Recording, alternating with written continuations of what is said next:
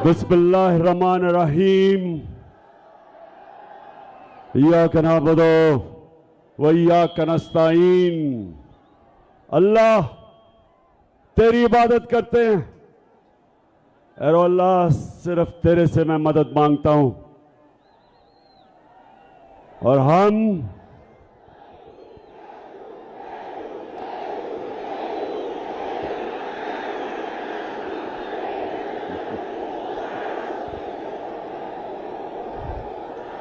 पहले जब भी मैं आपके सामने तकरीर करनी शुरू करता था तो वो क्या आवाज आती थी? डीजल। और ये अब एक नई आवाज आ रही है, ये क्या है? और मुझे आहिस्ता आहिस्ता पता चला कि मेलू का मतलब भालू है। अच्छा अमरदान, आपको पता है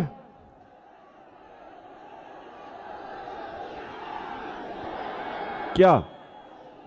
मर्दान, ये पहली दफा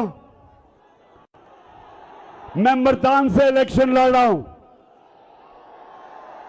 आपने आज सब मुझे बताना है कि आप अपने कप्तान को हारने नहीं देंगे। अच्छा, मैंने सुना है कि मौलाना कासिम जो मेरे मुखालिफ हैं, मैंने सुना है वो एक अच्छा इंसान है। मैंने उसके ऊपर अच्छी बातें सुनी है कि दीनी आदमी है। तो मौलाना कासिम, मैं तो हर दीनी आदमी, हर अच्छे इंसान की मैं इज्जत करता हूं,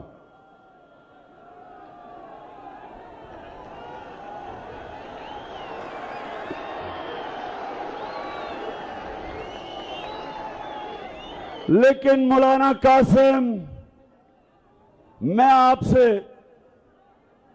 एक वो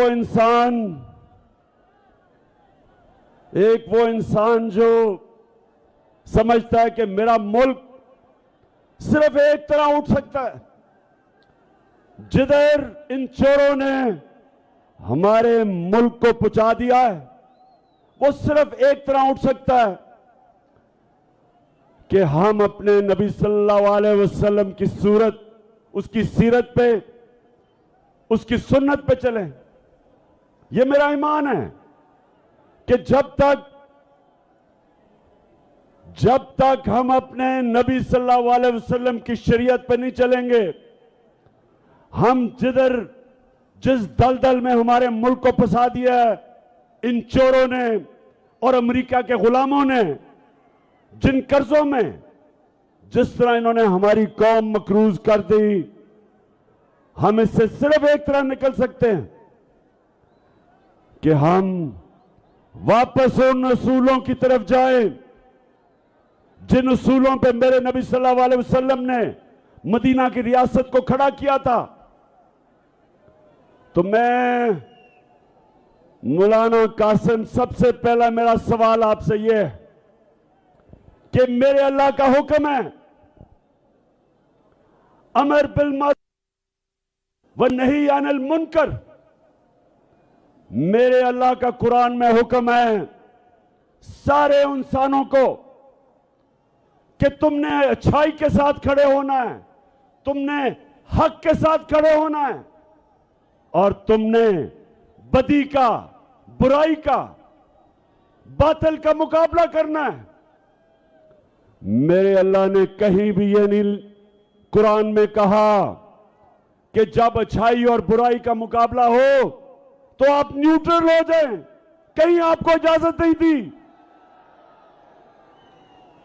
तो मौलाना कासिम, मैं सिर्फ आपसे एक सवाल पूछता हूं कि घर में अपने बच्चों से जाके पूछें कि क्या नवाज शरीफ और आसिफ जरदारी ईमानदार हैं? अपने बच्चों से पूछे, अपने घर वालों से पूछे कि क्या तुम गवाही दे सकते हो कि ये जो 30 साल से मुल्क को लूट रहे हैं ये दो खानदान। पूछें इनसे, अपने बच्चों से पूछें, दिल पे हाथ रख के बताएं कि क्या ये दो खानदान ईमानदार हैं? बताओ मर्दान, बताओ। 30 साल से ये मुल्क को लूट रहे हैं। 26 साल पहले मैं सियासत में सिर्फ एक वजह से आया था। 26 साल पहले मैं इनकी चोरी और करप्शन, जो मुल्क को कंगाल करके मकरूज कर रहे थे, यहां का पैसा चोरी करके मुल्क से बाहर लेके जा रहे थे, इसलिए मैं सियासत में आया था। और इसलिए आया था कि जब आप एक इंसाफ का निजाम कायम करते हैं, जब आप ताकतवर को कानून के नीचे लेके आते हैं, जब एक मुल्क में इंसाफ आता है, तब वो मुल्क खुशहाल होता है। कोई मुल्क, एक मुल्क मुझे बताएं, मैं सारी दुनिया पे रहा हूं, एक मुल्क मुझे बताएं जिधर उनकी लीडरशिप करप्ट हो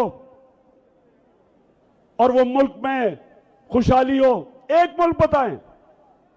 सारी दुनिया में देखी है, गुर्बत की सबसे बड़ी वजह जब उसके मुल्क के हुक्मरान मुल्क का पैसा चोरी करके मुल्क से बाहर ले जाते हैं।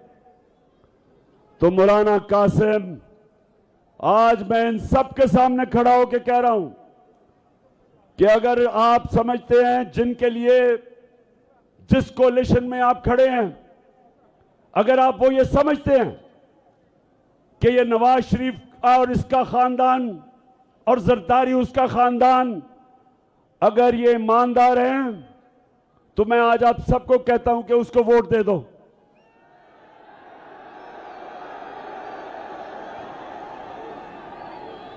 लेकिन मौलाना कासिम साहेब, इनके ऊपर तो चोरी पे किताबें लिखी हुई हैं। इनके ऊपर तो बीबीसी ने 2 फिल्में बनाई हुई हैं इन दोनों की चोरी पे। इनके ऊपर किताबें हैं इनकी चोरी की। मौलाना कासिम, मुझे जवाब दो, मेरे ऊपर हर रोज नई एफआईआर कटती है, हर रोज मैं अदालत में जाता हूं, हर रोज मैं जमानत लेता हूं। मौलाना कासिम मुझे बताए, मैं क्यों लंदन नहीं भाग जाता? मैं क्यों नहीं मुल्क छोड़ के जाता? मैं अदालत में भी इनका मुकाबला करता हूं, इन चोरों का, और मैं जमीन पे जाके अपनी कौम को जगाता हूं, अपनी कौम को बताता हूं कि मेरी कौम का कोई मुस्तकबिल नहीं, किसी कौम का भी कोई मुस्तकबिल नहीं जिसके ऊपर चोर मुसल्लत हो, जिनके ऊपर अरबों रुपए के केसेस हो। तो मुझे मौलाना कासिम, आप सुना अच्छे आदमी हैं, मुझे बताएं, आपका ज़मीर इजाजत देते हैं आपको इन चोरों के साथ खड़े होना? कैसे आप अपने अल्लाह के सामने खड़े होंगे? क्योंकि अल्लाह ने तो वाज़ेह तौर पे आपको हुक्म दिया है अमर बिल मारूफ का। उसने आपको हुक्म दिया है कि अच्छाई का साथ दो। और अगर आप ये समझते हैं कि इमरान खान करप्ट है और फिर चले जाएं इसके साथ, लेकिन अगर इमरान खान करप्ट होता तो वो भी आज दुम दबा के नवाज शरीफ की तरह मुल्क से बाहर भागा होता।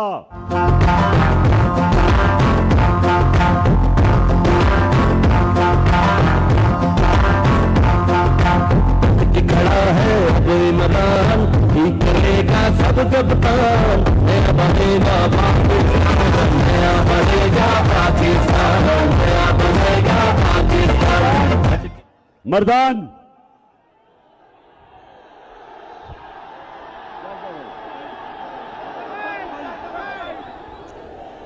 तख्त भाई, लेकिन जिला तो मर्दान है। तख्त भाई सुनो। अच्छा तख्त भाई फिर से हाथ उठा के बताओ, आपने मुझे हारने नहीं देना। मैं सबकी जिम्मेदारी लगा रहा हूं, जितने यहां खड़े हैं मैं सबकी जिम्मेदारी लगा रहा हूं कि आपने घर घर जाके लोगों को निकालना है। ये जो चोर हैं इनके साथ मिला हुआ है इलेक्शन कमिश्नर, एक बदयानतदार आदमी, इनके साथ मिलके इसने कम से कम 10 से 15 हजार जाली वोट डलवाई हुई है और हमने 10 से 15 हजार जाली वोट के बावजूद इनको शिकस्त देनी है। मुर्दान जब मैं तख्त भाई तख्त भाई बड़ा वैसे जज्बा है आपको अपने तख्त भाई होने का। मैं अच्छा तख्त भाई, हाँ अच्छा तख्त भाई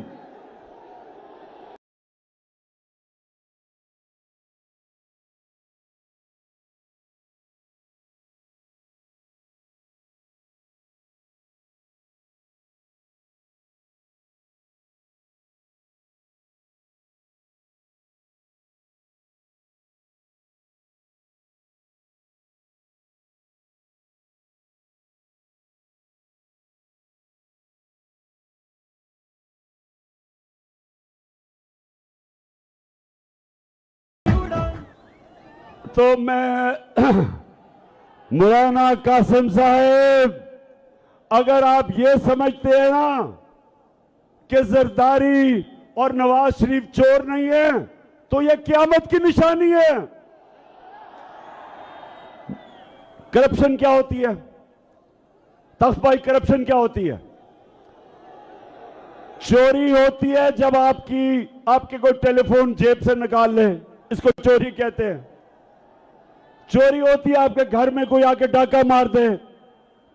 लेकिन करप्शन होती है जब कौम का पैसा चोरी किया जाता है, जब आपका पैसा चोरी किया जाता है, जो आपके स्कूलों पे लगे, अस्पतालों पे लगे, सड़कों पे लगे, आपके आटा को सस्ता करने पे लगे। जिस तरह हमने पेट्रोल और डीजल को कम किया, सब्सिडाइज किया, इस पे पैसा। तो जब कौम का पैसा चोरी होता है और दूसरा वो मुल्क से जब बाहर लेके जाते हैं डॉलर लेके, तो डॉलर कम होते हैं। जब डॉलर कम होते हैं रुपए की कीमत गिरती है। जब रुपया गिरता है महंगाई आती है। बाहर से जो भी चीजें इंपोर्ट करते हैं सब महंगी हो जाती हैं जब रुपया गिरता है। तो ये सारे मिलके बताएं कि इनके बड़े बड़े महलात, लंदन में जो 4 बड़े बड़े महलात, मैं अभी आपको भी फिल्म दिखाने लगा हूं, जरा वो भी देखें। उससे पहले करप्शन ये होती है जब इक्तिदार में आके आप अपने इक्तिदार का फायदा उठा के पैसा बनाते हैं। मैं जितनी देर इक्तिदार में रहा, तख्त भाई सुन लो, 3.5 साल जब नवाज शरीफ भी उतना देर रहा, उसने 17 फैक्ट्रियां बनाई। जब वो इक्तिदार में था 90 से 93 तक 17 फैक्ट्रियां बनाई उसने। और मेरा रिकॉर्ड देखो कि 3.5 साल में मैंने अपने दादा की भी जमीन बेची, अपने बाप की भी जमीन बेची। एक बताएं कि इमरान ने फायदा उठाया हुआ इक्तिदार का? एक बताएं। हर चीज ये सारों से पूछते फिर रहे हैं कि कोई बताए इमरान खान ने कोई चोरी की हो। मैं इन सबको बताता हूं, चैलेंज करता हूं तुम्हें कि कभी किसी प्राइम मिनिस्टर ने ऑफिस में आके इतना मुल्क का कम पैसा खर्च नहीं किया, इतना पैसा बचाया नहीं। मेरा चैलेंज है इन चोरों के मुकाबले में। तो मर्दान, तख्त भाई, जिला मर्दान, अच्छा तख्त भाई सुनो, अच्छा अब मैं दो और बड़े पहले मैं आपको ये दिखाने लगा हूं, ये जरा भी सारे बैठ जाएं क्योंकि मैं इनको एक फिल्म दिखाने लगा हूं। मैं ये चाहता हूं, बैठ जाओ तख्त भाई, मैं ये चाहता हूं कि ये जब आप फिल्म देखेंगे तो मौलाना कासिम को जरूर आपने ये बताना है इस फिल्म का। अब ये देखें, बैठ जाओ ताकि वो देख लें पीछे। अच्छा मर्दान सुना जरा, ये फिल्म क्या है? मुझे पता चला, उधर भी नीचे बैठ जाओ, उन्होंने देखना वो फिल्म। शाबाश, नजर आ रही है सबको?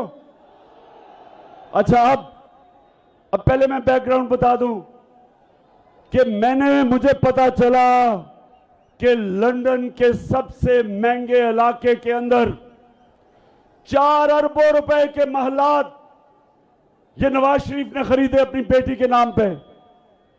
ये आज से कोई 10-11 साल पहले की बात है। तो जब मैंने ये कहा तो नवाज शरीफ की बेटी मरियम टीवी पे आई, तो सुने उसने क्या कहा, ये देखिए जरा आप। मुझे लगा कि आप लोगों को बेवकूफ नहीं बना सकते। मेरी सेंट्रल लंदन में प्रॉपर्टीज तो दूर की बात है, मेरी पाकिस्तान में भी कोई प्रॉपर्टी नहीं है। मैं अपने वालिद के साथ है, और मुझे समझ नहीं आई कि मेरी और मेरी वालदा की और बहन भाइयों की प्रॉपर्टीज ये कहाँ से निकाल के ले आए हैं। मेरे नाम पाकिस्तान में कोई प्रॉपर्टी नहीं है, ये तो रियल की बात है। सुन लिया, कहती कि मेरी लंदन तो छोड़ो, पाकिस्तान में भी मेरी बेचारी की कोई प्रॉपर्टी नहीं है, मैं तो एक गरीब लड़की हूं। अच्छा अब मरियम को नहीं पता था कि वो सच का खुदा है, अल्लाह हक है, उसका वादा है कि आज नहीं तो कल सच सबके सामने आ जाएगा। अब उसको नहीं पता था कि 4 साल के बाद एक इंटरनेशनल इंकशाफ होता है, पैनामा पेपर्स, और उसके अंदर ये आ जाता है, उधर उनको पुलिस नीचे क्या तासु कहना, हाँ अच्छा। तो अब मरियम को नहीं पता होता कि वो तो इंटरनेशनल एक इंकशाफ हो जाता है, और उसमें क्या होता है, उसमें पता चलता है कि वो जो 4 महंगे महल थे वो मरियम के नाम पे थे। अब जरा ये आपने मौलाना कासिम को जरूर दिखाना है। अब जरा जाए उसका भाई क्या कहता है। अल्हम्दुलिल्लाह पे इस बात को तस्लीम करता हूँ कि अल्हम्दुलिल्लाह पाक यून के ऊपर जो अपार्टमेंट्स हैं वो अल्हम्दुलिल्लाह हमारे हैं। मैं इस बात को तस्लीम करता हूँ कि उनको ऑफशोर कंपनीज नेस्को लिमिटेड और नीलसन लिमिटेड जो है उनको ओन करती हैं, और मैं आपको ये भी अर्ज करता हूँ उनको होल्ड करनी है इस वक्त मरियम नवाज शरीफ मेरी हमशीरा जो है। ठीक है जी, समझ गए? खुद तस्लीम करता है कि ये जो 4 बड़े महंगे अरबों रुपए के जो महल्लात हैं वो हमारे भी हैं, और मेरी बहन मरियम नवाज शरीफ उसकी मालिका है। सुन लिया? पहले कहती कि मेरे पास तो लंदन छोड़ो पाकिस्तान में भी कुछ नहीं है। जब इंकशाफ हुआ कि लंदन के सबसे महंगे इलाके में अरबों रुपए के 4 महलात इनके, ये क्यों इसने झूठ बोला? तख्त भाई क्यों झूठ बोला? क्योंकि चोरी का पैसा था। इसके बाप ने पैसा चोरी करके बाहर लेके गया था। अच्छा अब जब पकड़ी गई, अब मरियम, मैंने कभी किसी को, अब जरा ये अगली मैं वीडियो दिखाने लगा हूं, जरा गौर से देखना। मैंने अपनी जिंदगी में, तख्त भाई, मैंने कभी अपनी जिंदगी में इतने सीधे मुंह से झूठ किसी को नहीं बोलते देखा जितना मरियम बोलती है। अब ये देखें जरा, ये क्या कह रही है। हसन हुसैन के पास आज जो भी है वो एक अरबपति दादा के पोते हैं, उस अरबपति दादा के पोते हैं जो 1960s और 70s में पाकिस्तान का अमीर तरीन इंसान था। ये जो एसेट्स हैं, ये जो बिजनेस के लिए पैसा है, ये सारा दादा से डायरेक्टली बच्चों को ट्रांसफर हुआ। सुन लिया? कहती अब ये कह नहीं सकती थी। देखिए, मैं आपकी तरबियत भी कर रहा हूं ना तख्त भाई, मैं आपकी तरबियत भी कर रहा हूं। अच्छा, अब इसने क्यों कहा कि जी वो वालिद की नहीं? क्योंकि वालिद का जिस वक्त नाम लेती तो सबको पता था कि वालिद के पास तो पैसा ही नहीं था वो प्रॉपर्टी लेने का। तो उन सबको पता चल जाना था कि वालिद ने अवाम का पैसा चोरी करके लिया है। तो कहती दादा का है। अब दादा दुनिया में नहीं था। अब दादा को कौन कहे कि दादे के पास है या नहीं है? अच्छा, अब मरियम का जो दादा था वो शहबाज शरीफ का बाप है। मरियम का दादा शहबाज शरीफ का बाप है। अब शहबाज शरीफ अपने बाप के मुताल्लिक क्या कह रहे हैं, जरा आप ये देखें। मेरे खानदान को 22 खानदानों में शुमार नहीं होता था। मुझे इसके ऊपर बाइस फख्र है कि मेरे वालिद का ताल्लुक एक गरीब किसान के घराने से था। मेरे वालिद का ताल्लुक एक गरीब किसान के घराने से था।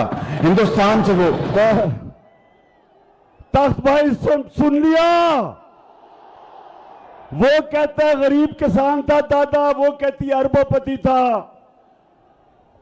और असल में सबको पता है कि क्या हुआ। मैं इसलिए मौलाना कासिम साहब, देख लो ये झूठों को देख लो। आप इनके साथ बैठे हैं, अमर बिल मारूफ। आप अमर बिल मारूफ के साथ नहीं, आप नही अनिल मुनकर के साथ बैठे हैं। आप एक दीनी आदमी हैं। आप कैसे चोरों के साथ जा सकते हैं? और मेलू नहीं लड़ा यहां से, वो 4 सत्ता से लड़ रहा है। और इंशाल्लाह फिक्र ना करो, इंशाल्लाह धांधली के बावजूद जीतेंगे। आपको पता है तख्त भाई, आपको पता है कि ना पाकिस्तान में जब मैं क्रिकेट खेलता था अपने अपने अंपायर होते थे, ना पाकिस्तान हिंदुस्तान में जीता था, ना हिंदुस्तान पाकिस्तान में जीता था। जब उनका मुश्किल वक्त आता था तो उनके अंपायर मदद करते थे। और मुझे अफसोस से कहना पड़ता कि हमारे अंपायर भी हमारे मदद करते थे। लेकिन एक दफा एक कप्तान पाकिस्तान से टीम हिंदुस्तान लेके गया और उनके अंपायरों के बावजूद हरा के आया उनको। वो आपका कप्तान था। इस तरह इंशाअल्लाह ये जो इलेक्शन कमिश्नर बददियानतदार आदमी जिसने 10 से 15 हजार जाली वोट डाले हुए हैं, मेरा चैलेंज है कि अवाम आज पाकिस्तान की हमारे साथ है। उसके बावजूद, धांधली के बावजूद इंशाअल्लाह तुम्हारा वही हाल करेंगे जो हमने हिंदुस्तान का किया था हिंदुस्तान जाके। अच्छा, अब 2 और मैं बातें करनी है तख्त भाई। एक, जो स्वात में हो रहा है, जो हमारे पुराने कबायली इलाके में हो रहा है, जब मेरी हुकूमत थी तो हमने दहशतगर्दी के ऊपर काबू पा लिया था। अब सब जानते हैं कि हमने दहशतगर्दी पे काबू पा लिया था। और आप सब जानते हैं कि मैं बार बार 20 साल कहता रहा कि हमें अमेरिका की जंग में नहीं जाना चाहिए। आप गवाह रहे हैं तख्त भाई, नौजवानों गवाह रहो कि मैं 20 साल कहता रहा कि यह हमारी जंग नहीं, ये अमेरिका की जंग है, हमें इसमें नहीं होना चाहिए।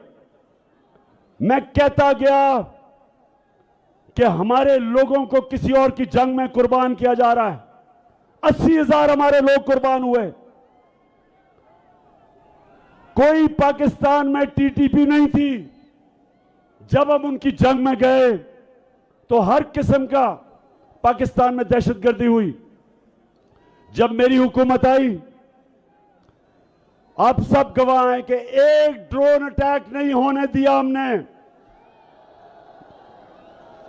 हमने वाज़ेह तौर पे अमेरिका को कहा कि हम तुम्हारे साथ अमन में होंगे, लेकिन किसी जंग में हम तुम्हारे साथ शिरकत नहीं करेंगे। और यह अमन हो गया।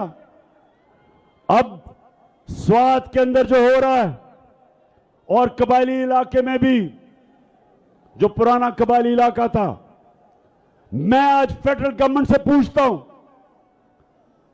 कि आप जिम्मेदार हैं इसके। आपने कैसे इजाजत दी? बॉर्डर आपके कंट्रोल में है और बॉर्डर से ये जो लोग आए हैं और ये जो अब दहशतगर्दी हो रही है और जो स्वात के लोगों ने कुर्बानियां दी थी, जब उन्होंने नकल मकानी की, उनके घर लूटे गए थे, उनको नुकसान हुआ। जो ज़कात देने वाले थे, नकल मकानी के बाद ज़कात लेने वाले बन गए। कुर्बानियां दी लोगों ने। हमारे सरबराह हमें अमेरिका की जंग में लेके गया और कुर्बानी अवाम ने दी, खास तौर पे कबायली इलाके की अवाम और स्वात की और मलाकंड की अवाम ने। तो मैं आज सवाल पूछता हूं, फेडरल गवर्नमेंट मुझे जवाब दो कि क्या आपका सिर्फ यह काम रह गया है कि इमरान खान के ऊपर केसेस बनाओ, उसके ऊपर झूठी केसेस बनाओ, एफआईआर करवाओ, हमारे लोगों को जेलों में डालो, मीडिया के ऊपर पाबंदियां लगाओ, शहबाज गिल को पकड़ के जिस तरह आपने उसके ऊपर तशद्दुद किया, और अब आजम सवाती को जो पकड़ के रात लेके गए और तशद्दुद किया, उसको भी नंगा करके तशद्दुद किया, शहबाज गिल को भी नंगा किया। शर्म आनी चाहिए तुम्हें, शर्म आनी चाहिए। क्या यह तुम्हारा काम है? तुम्हारा काम है अमन, लॉ एंड ऑर्डर आपकी जिम्मेदारी है। लॉ एंड ऑर्डर का यह हाल है कि सारे मुल्क में चोरियां डकैतियां हो रही हैं, स्ट्रीट क्राइम हो रही है। इधर इन इलाकों में जो स्वात के लोग निकले, क्यों निकले? स्वात के लोग इसलिए निकले कि उन्होंने बड़ी कुर्बानी दी थी जब हमें अमेरिका की जंग में लेके गए थे। तो अब आप जिम्मेदार हैं जो हो रहा है। और महमूद खान चीफ मिनिस्टर साहब, मैं आपको आज कह रहा हूं कि फेडरल गवर्नमेंट को से पूछें कि आप अगर जिम्मेदारी नहीं संभालेंगे तो फिर हमें संभालने दें, हम करेंगे, हम दहशतगर्दी के खिलाफ खड़े होंगे। और जो आजम सवाती से किया, उससे पहले जो कस्टोडियल टॉर्चर बंद करके तशद्दुद किया, उससे पहले शहबाज गिल पे और फिर सहाफियों पे, मैं सारे इदारों को आज कहता हूं कि अगर आप ये समझते हैं कि तशद्दुद करके आप अपनी इज्जत करवा लेंगे, गलत फहमी में ना रहें। इज्जत अल्लाह देने वाला है। आप मार के, तशद्दुद करके, जुल्म करके, आज तक दुनिया की तारीख में किसी जालिम को इज्जत नहीं मिली। लोग नफरत करते हैं, लोग नफरत करते हैं जब जो जुल्म करता है। और अगर आप ये समझते हैं कि आप लोगों की राय रोक लेंगे और इस तरह के तशद्दुद करके जब सारे चोरों को छोड़ा जा रहा है, शहबाज शरीफ जैसे डाकू और इसके बेटे को बरी किया गया एफआईआर केसेस से, जो भी जिम्मेदार है उनको शर्म आनी चाहिए। आप मुल्क के गद्दार हैं, आप मुल्क से गद्दारी कर रहे हैं। सितम के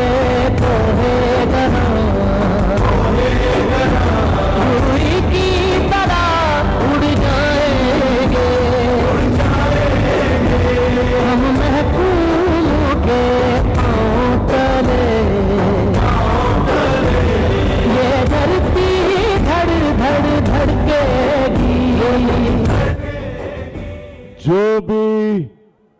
चोरों को एनआरओ दे रहा है वो इस मुल्क का गद्दार है।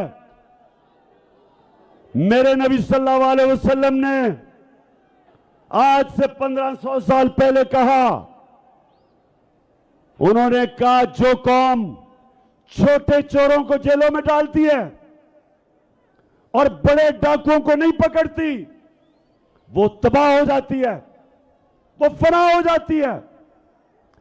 जो भी आज ये बड़े चोरों को छोड़ रहा है और एनआरओ दे रहा है वो इस मुल्क का गद्दार है और हम मुकाबला करेंगे इनका।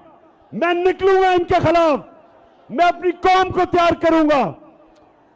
और तख्त भाई आप तैयार हो जाएं, आप तैयार हो जाएं, मैंने कॉल देनी है आपको, ज्यादा देर नहीं है। फिर से तू अड़ जा, फिर से तू डट जा, फिर से वो बल्ला घुमा।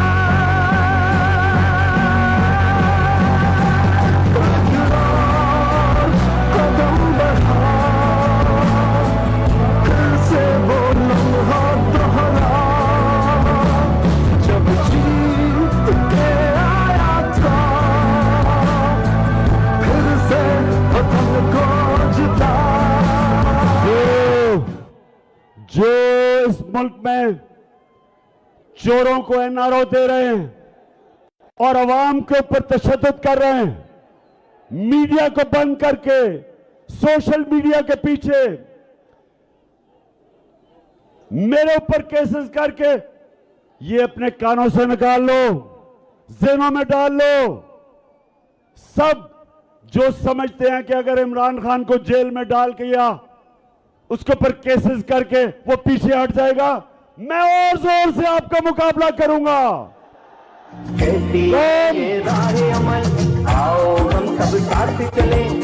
सारी कौम, मैं सारे पाकिस्तानियों को आज कह रहा हूं कि ये मुल्क का फैसला कुन वक्त है, ये मुल्क का फैसला कुन वक्त है। एक तरफ इन चोरों की, इन डाकुओं की गुलामी है, एक तरफ अगर तख्त भाई और मेरे पाकिस्तानियों, अगर हमने इस वक्त जहाद ना की तो इन चोरों की और इनके बच्चों की गुलामी करेगी ये कौम, एक मकरूज और गुलाम कौम बनेंगे। और अगर हम इस वक्त इनके खिलाफ खड़े होकर जिहाद करेंगे, इनका मुकाबला करेंगे, इलेक्शन इनको हराएंगे और इस्लामाबाद के ऊपर जब मैं आपको कॉल दूंगा एक अवाम का समुंदर आएगा तो इंशाअल्लाह अपने आप को हम हकीकी तौर पे आजाद करेंगे, क्योंकि गुलामों की कोई इज्जत नहीं होती। इज्जत सिर्फ आजाद खुददार कौम की होती है। हरे पासपोर्ट की इज्जत तब होगी, हरे पासपोर्ट की तब इज्जत होगी। आजाद, अभी मैं आपको एक आखिरी वीडियो दिखाने लगा हूं, बैठ जाओ जरा, सारे बैठ जाए। आखिरी वीडियो, उसके बाद मैंने अब सबसे हल्फ लेना है। मैं हल्फ लूंगा, लेकिन पहले मैं ये आपको वीडियो दिखाऊं कि इस मुल्क को ये जो चोर को ऊपर बिठा दिया है ये मैं कैसे जलील कर रहा है। सुने सुने,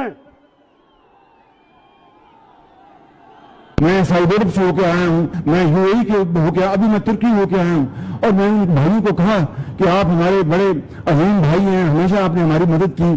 और मैंने यही कहा, जब मैं आया हूँ तो आप समझेंगे शायद, ये मांगने आया, मैं मांग नहीं आया, लेकिन मजबूरी है। जिस तरह माजी में 75 साल में आपने हमारा हाथ बटाया है, कुछ ऐसा आप हाथ बटा। मैंने कहा मैं वादा करता हूँ कि इंशाअल्लाह हम पूरी कौम, हम मिलकर दंगात मेहनत करेंगे, पसीना कराएंगे, अपने पांव पे खड़े होंगे। हाँ शहबाज शरीफ, मैं मांगने नहीं आया, लेकिन मैं बड़ा मजबूर हूं। आप मजबूर इसलिए हैं कि आपने, अपने भाई ने और जरदारी ने मुल्क का पैसा चोरी कर करके बाहर ले गए हो। और लोगों को कह रहे हो कि जनाब हम मांगने नहीं आए लेकिन पैसा दे दो, तो तख्त भाई मेरी बात सुन लें आप। मैं आखिरी बात कर रहा हूं, उसके बाद आपसे हल्फ लूंगा। आप सब ने अपनी जिम्मेदारी समझनी है, इस इलेक्शन में भी और उसके बाद मार्च में भी। अब आपने सारों ने अपना हाथ ऊपर करना है, सब हाथ ऊपर करें। मैं यहां से पढ़ूंगा, आप वहां से रिपीट करेंगे। टेलीविजन पर जो जो लोग हमें देख रहे हैं वो भी हमारे साथ शरीक हो जाए। और आपने ऊंची आवाज में बोलना है। बिस्मिल्लाहिर्रहमानिर्रहीम। हम हल्फ उठाते हैं कि पाकिस्तान के आइन की हमेशा पासदारी करेंगे। हम पाकिस्तान की खुदमुख्तारी का तहफ़्फ़ुज़ करेंगे कि हम कभी भी अल्लाह के सिवा किसी के सामने नहीं झुकेंगे और हम पाकिस्तान की हकीकी आजादी के इस जिहाद में आखिर तक इमरान खान के शाना बशाना जदोजहद करेंगे और हर किस्म की कुर्बानी के लिए तैयार रहेंगे। अल्लाह हम सबका हामी और नासिर हो। हम सबका हामी और नासिर। तख्त भाई, इस जबरदस्त शानदार जलसे का मैं आपको सलाम पेश करता हूं।